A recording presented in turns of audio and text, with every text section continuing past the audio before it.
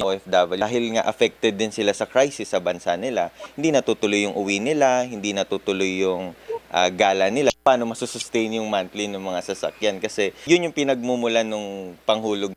Ang isa pang car rental na ito, nag-abiso na ng taas singil dahil na rin sa patuloy na pagbahal ng petrolyo at iba pang operational costs. Ayon sa isang business group, marami pang ibang maliliit na negosyo ang umaaray na. 90% na enterprises natin micro. Talaga hindi na kaya. Dumada yung ayuda yung marami. Para sa isang ekonomista, kailangang bilisan ang pagpasa ng emergency spending bill para mapalawak pa ang pamimigay ng ayuda sa mga pinakaapektadong sektor. Kasi hindi naman talaga na-anticipate ng 2026 budget yung ganitong klaseng kalawak na krisis. Although merong mga emergency funds here and there, ay kakailanganin talaga ng bilyong-bilyong piso para dun sa sustained na ayuda.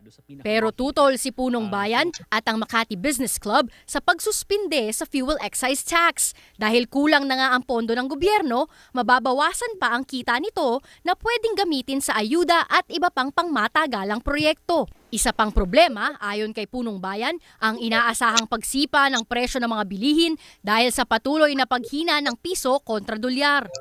Bagamat bahagyang nakabawi kumpara noong Martes, nananatiling mahigit 60 pesos ang palitan ng piso kontra dolyar. Tuwing humihina yung piso kontra dolyar ay nagiging mas mahal yung imports. Asahan na lalong tataas yung tinatawag na inflation rate or bilis ng pagtaas ng presyo ng mga bilihin. Sinasabi ng DepDev, abot yun ng double digits pagdating ng May. Kasi hindi lang naman yung langis yung apektado. Para naman hindi maubos ang supply ng langis, naglabas ng mas mahigpit na guidelines ang Energy Department laban sa hoarding at panic buying, tulad ng posibleng paglimita sa volume ng langis na pwedeng bilhin ng bawat consumer o kumpanya kung kinakailangan.